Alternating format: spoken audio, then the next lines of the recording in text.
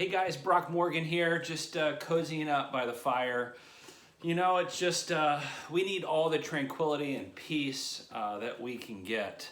Am I right or am I right? Man, these are unprecedented times. And the deal is, though, is that every Monday and Wednesday and Friday morning, we'll be posting by 9 a.m. devotional thoughts. And these thoughts are to just kind of set our mind for the day. And I don't know about you, but I'm desperate for it. And many of us are dealing with anxiety and worry and all kinds of disappointment. And just think of our seniors who are finishing up their senior year and things canceled, and they're wondering about prom and their graduation and all these things, or students who are involved in sports or different dreams we have. My family had scheduled and bought a vacation package to Italy. I don't think that's happening. So there's all kinds of disappointment. You watch the news. My wife came in this morning and was like, Brock, I'm done with news. I can't do watch news anymore because all it does is creates in me worry and fear and anxiety. And so we're hoping that these times each morning kind of just set our mind and remind us how to live and how to think and how to be. And the greatest person to look to during these times is Jesus. There's this amazing passage and this amazing story in Mark chapter 10. And actually, Jesus asks a question a couple times. And the question is, what can I do for you? Now, in Mark 10, Jesus is on his way to Jerusalem, and he knows that he's on his way to the cross. He knows that he's days away from a horrific and painful death, and I can't imagine the anxiety and the worry. Yes, Jesus dealt with tremendous fears and even disappointment. And so he's walking towards Jerusalem. Crowds are following him, and he's on his way. He knows.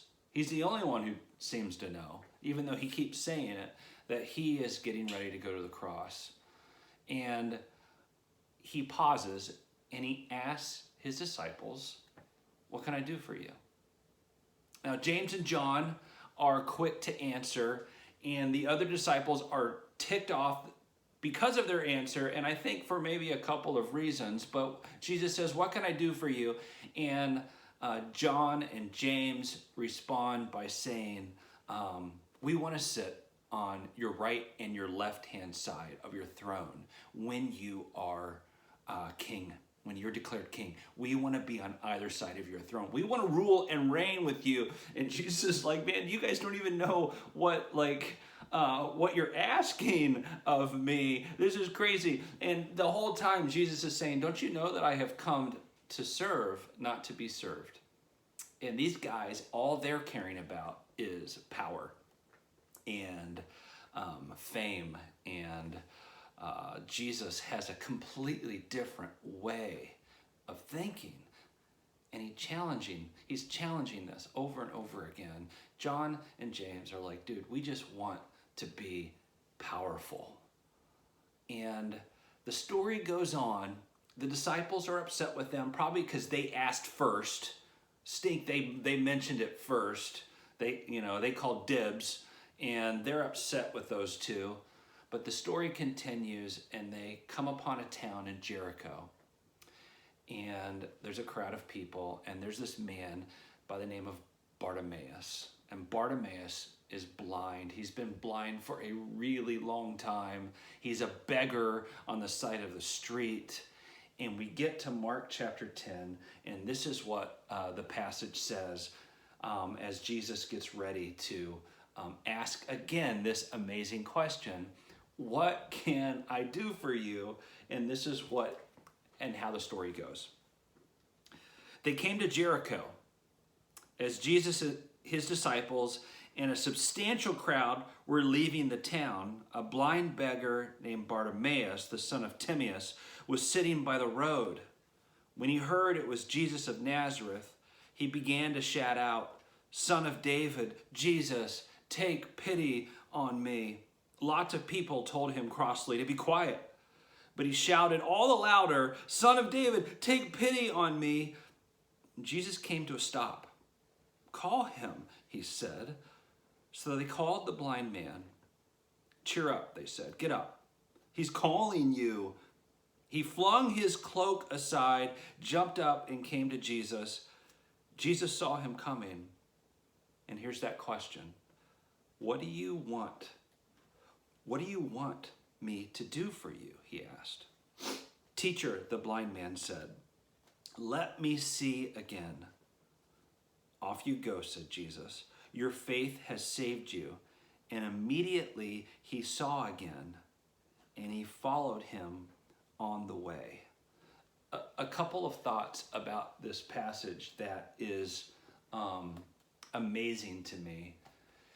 Here Jesus is God incarnate. If you want to know what God is like, and a lot of us have ideas because of our past, our background, maybe teaching we've heard, the kind of churches we've grown up in, we see God as this judgmental, angry God, and we wonder as we're getting older, like, what kind of God is he? And the reality is that God is like Jesus. Jesus is God.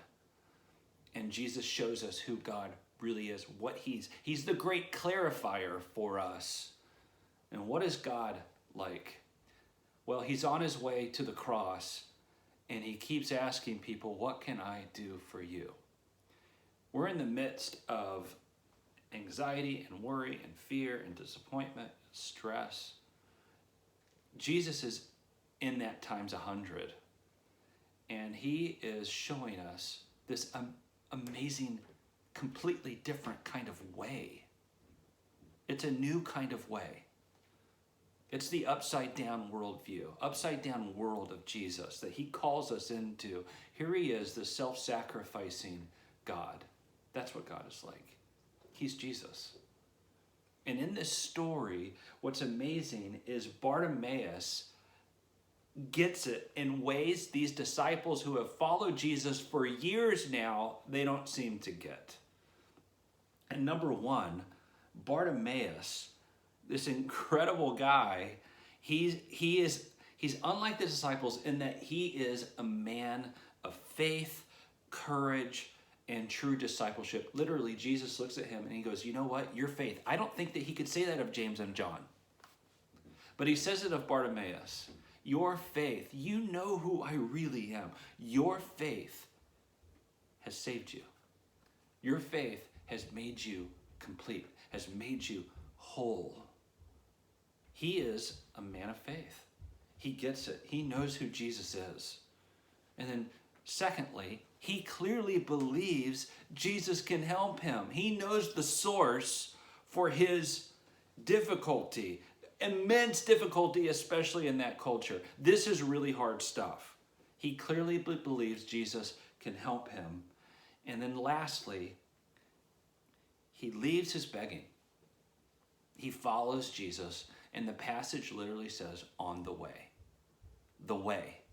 The name of the first Christians. They weren't called Christians, they were called the people of the way. They were called the way.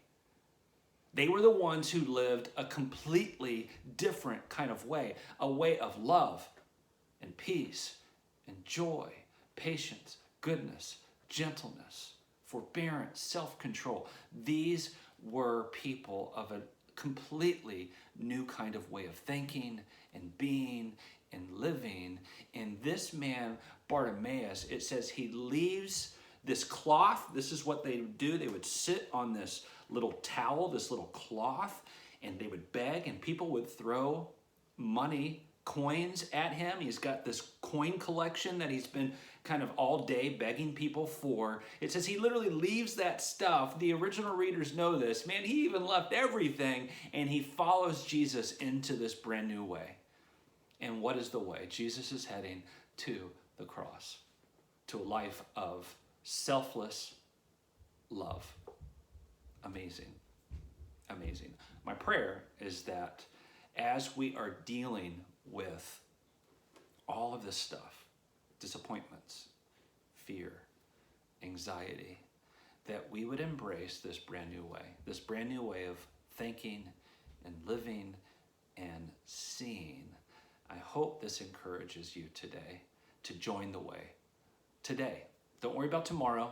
Don't worry about the fears of yesterday or the worries of next week or what might happen. Don't borrow trouble. Live today the way of Jesus. Embrace him. He is with you. He is for you. This is our God.